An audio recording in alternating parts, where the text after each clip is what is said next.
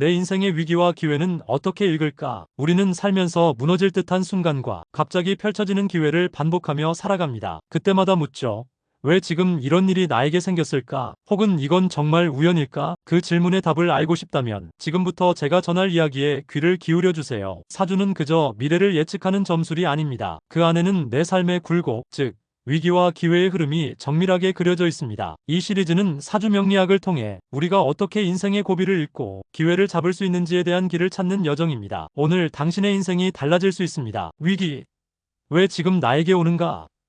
사주 명리학에서 말하는 위기는 단순히 나쁜 일이 생기는 시기가 아닙니다. 그건 나의 에너지가 극심한 충돌을 맞이하는 시기, 다시 말해 내가 나 자신으로 버티기 어려운 타이밍을 뜻합니다. 이때 중요한 개념은 운입니다. 우리는 태어난 연월일시로 타고난 성격과 에너지 구조, 즉 사주팔자를 갖습니다. 여기에 매년 매 10년마다 변화하는 세운과 대운이 더해지며 내 에너지 구조와 외부 에너지의 충돌과 흐름이 발생합니다. 여기서 위기가 발생하는 지점은 명확합니다. 내가 본래 갖고 있는 오행의 에너지와 대운이나 세운의 오행이 심하게 충돌할 때 위기는 시작됩니다. 예를 들어 내가 수의 기운이 강한데 대운에서 토의 기운이 강하게 들어오면 수를 억제하려는 토의 흐름이 커지며 나는 삶에서 길을 잃거나 자존감이 무너지는 일을 겪게 됩니다. 이런 충돌은 단순한 운의 나쁨이 아닙니다. 내가 감당할 수 없는 흐름이 밀려드는 시기, 그것이 바로 사주가 말하는 위기입니다. 요약하자면 위기는 내 사주와 외부 에너지가 강하게 부딪힐 때 생긴다. 이때 중요한 건 내가 어떤 오행의 기운을 가지고 있느냐, 그리고 어떤 오행의 기운이 외부에서 들어오느냐, 즉 위기는 그냥 찾아오는 게 아니라 명확한 흐름의 충돌로 나타납니다. 이제 위기라는 흐름이 단순한 불운이 아닌 사주 속 에너지의 충돌임을 알았다면 그 위기를 더 깊이 이해할 필요가 있습니다. 왜냐하면 사주 명리는 단지 운의 흐름을 예측하는 학문이 아니라 그 속에서 나의 존재가 어떤 영향을 받는지 파악하는 도구이기 때문입니다. 자, 사주를 읽을 때 가장 먼저 보는 것이 일간입니다. 일간은 나 자신 내 에너지의 중심축을 나타냅니다. 그리고 이 일간과 대운세운의 관계에서 십신이라는 개념이 등장합니다. 십신은 내 일간과 외부 오행 간의 관계를 통해 무엇이 나를 위협하고 무엇이 나를 도울 수 있는지를 알려주는 장치입니다. 예를 들어 편관은 나를 극하는 오행이면서 음양이 같은 기운입니다. 이는 나에게 극심한 긴장과 억압, 사회적 스트레스 혹은 통제받는 상황으로 작용할 수 있습니다. 반면 상관은 내가 생하는 오행 중 음양이 다른 기운입니다. 이때 나는 표현이 넘치고 규칙을 깨고 싶어지며 기존 질서와 충돌하는 경향이 생깁니다. 이 두 십신은 모두 위기를 유발할 수 있지만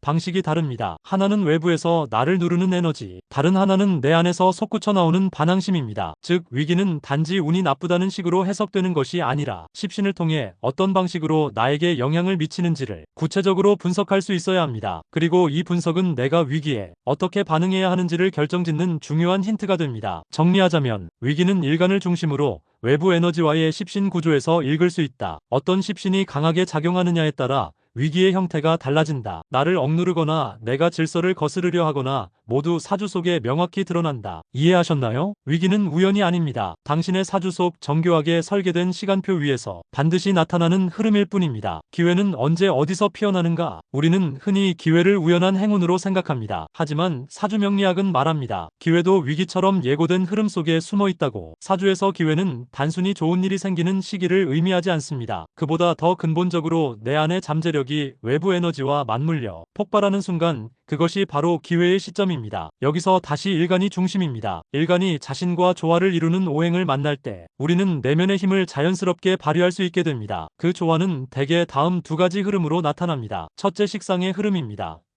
내가 생하는 오행과의 만남은 내가 세상에 무언가를 표현하거나 창조해내는 시기입니다. 특히 음양이 같은 식신은 조화롭고 자연스럽게 나의 재능을 드러내게 하며 음양이 다른 상관은 기존의 질서를 깨며 나만의 방식으로 세상과 맞붙게 만듭니다. 이 시기 우리는 기회를 직감적으로 포착하고 그것을 내 것으로 만들 수 있는 힘을 얻게 됩니다. 둘째, 재성의 흐름입니다. 내가 극하는 오행과의 만남은 세상과의 교섭 실질적인 결과로 이어지는 시기입니다. 특히 정제는 계획성과 현실성을 바탕으로 기회를 만들어내고 편제는 빠르고 직관적인 행동력으로 예상치 못한 기회를 거머쥐게 합니다. 중요한 건 이 흐름들은 단순히 운이 좋다는 말로 치환되지 않는다는 점입니다. 내가 어떤 방식으로 세상과 연결될 수 있는지를 말해주는 구조이고 그 구조가 강하게 작동하는 순간 기회는 만들어지는 것처럼 보이지만 사실은 도래한 것일 뿐입니다. 요약하면 기회는 나와 조화를 이루는 오행이 강해질 때 찾아온다. 식상은 표현과 창조, 재성은 결과와 실현을 나타낸다.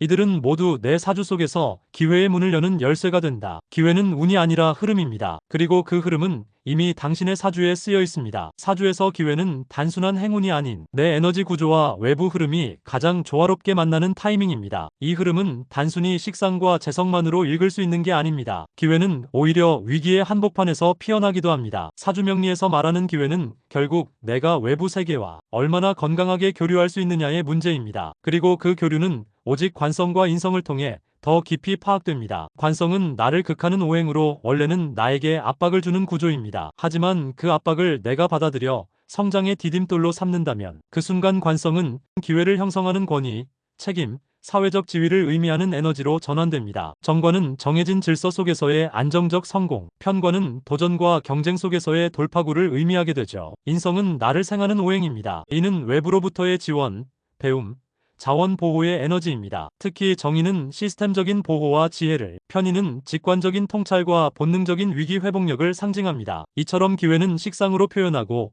재성으로 얻고, 관성으로 책임지고, 인성으로 성장하며 결국 하나의 유기적 순환 구조 속에서 발생합니다. 그리고 여기서 중요한 진실 하나, 기회는 대운만으로 오지 않습니다. 세운, 해마다 바뀌는 흐름이 강하게 관여할 때 큰 대운의 흐름을 타고 실제 작동하게 됩니다. 즉 사주에서 기회를 읽는다는 건 좋은 대운이 들어왔다로 끝나는 것이 아니라 그 대운을 어떤 세운이 어떻게 활성화시키느냐까지 보는 깊은 해석이 필요한 겁니다. 요약하자면 기회는 단일한 지점이 아니라 다층적인 에너지 조합의 결과다. 십신구조는 각기 다른 방식의 기회 발현을 의미한다. 대운과 세운의 상호작용을 통해 기회는 비로소 현실이 된다. 그래서 결국 기회는 운이 아닌 구조이며 타이밍입니다. 사주는 그것을 예고하는 가장 정교한 지도입니다. 흐름을 읽는다는 것의 진짜 의미. 우리는 왜 사주를 보고 왜 위기와 기회를 알고 싶어 할까요? 그 답은 단순합니다. 삶의 흐름 속에서 길을 잃지 않기 위해서입니다. 그리고 그 흐름을 읽는 능력은 단지 사주 명리학을 공부한다고 생기는 것이 아닙니다. 흐름을 읽는다는 건 내가 어떤 사람인지를 넘어서 지금의 나는 어떤 위치에 있는가를 파악하는 능력입니다. 이건 마치 강물 위에 떠 있는 배가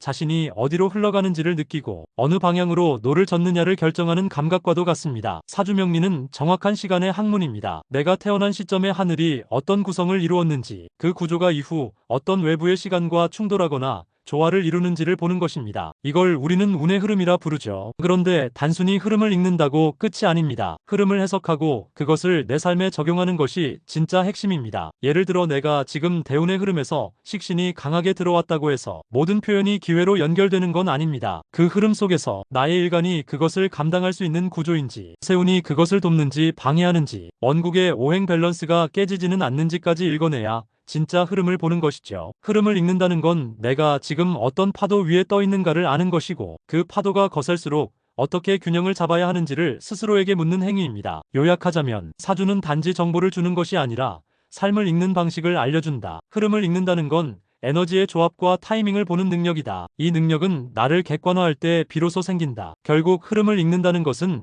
삶을 통제하려는 것이 아니라 흐름과 함께 가는 법을 배우는 일입니다. 흐름을 읽는다는 건 단순히 좋은 시기를 알아내는 것이 아닙니다. 진짜 흐름을 읽는다는 건 내가 지금 어떻게 존재하고 있는지를 직면하는 용기에서 시작됩니다. 우리는 삶에서 수많은 선택을 합니다. 그 선택은 늘 지금 이게 맞는지 아닌지를 기준으로 합니다. 하지만 사주는 말합니다. 그 선택이 옳고 그름의 문제가 아니라 그 시기의 에너지와 맞는지를 보는 문제라고요. 예를 들어 내가 지금 재성의 흐름 속에 있다면 그건 세상과 교류하고 실리를 추구하며 결과를 만들어야 하는 시기입니다. 그런데 내가 아직 인성의 흐름 안에 머물러 있다면 아직 준비가 덜 됐고 더 배워야 할 시기인데 무리해서 결과를 내려고 하면 오히려 실패하게 됩니다. 흐름을 읽는다는 건 이처럼 내가 어떤 시기를 지나고 있는지, 내 안의 에너지가 어떤 방향을 향하고 있는지를 인지하는 것입니다. 그 인지가 있으면 실패도 두렵지 않습니다. 왜냐면 그건 실패가 아니라 아직 이르다는 징후이기 때문이죠. 그리고 여기서 아주 중요한 명리학적 개념 하나가 있습니다. 바로 균형의 개념입니다. 사주는 언제나 오행의 균형을 기준으로 읽습니다. 아무리 좋은 운이라도 그게 기존의 구조를 무너뜨릴 만큼 강하면 기회가 아닌 위기가 되기도 합니다. 그렇기에 흐름을 읽는다는 건 좋은 운이 왔다고 기뻐하는 것이 아니라 그 운이 나에게 어떤 변화를 요구하는지를 섬세하게 감지하는 능력입니다. 요약하자면 흐름을 읽는 건 지금 나의 상태를 직시하는 것이다. 선택은 타이밍에 따라 같은 결정도 결과가 달라진다. 사주의 핵심은 균형, 그리고 그 균형의 흐름을 읽는 감각이다. 사주명리는 결국 당신에게 이렇게 묻고 있습니다. 당신은 지금 어디쯤 와 있습니까? 그리고 이 질문을 놓치지 않는 사람에게만 위기와 기회는 뜻밖이 아닌 예고된 이정표로 다가오게 됩니다. 끝까지 함께 해주셔서 감사합니다. 구독과 좋아요, 알림 설정 부탁드리며 여러분의 생각을 댓글로 남겨주세요. 그럼 다음 영상에서 다시 뵙겠습니다.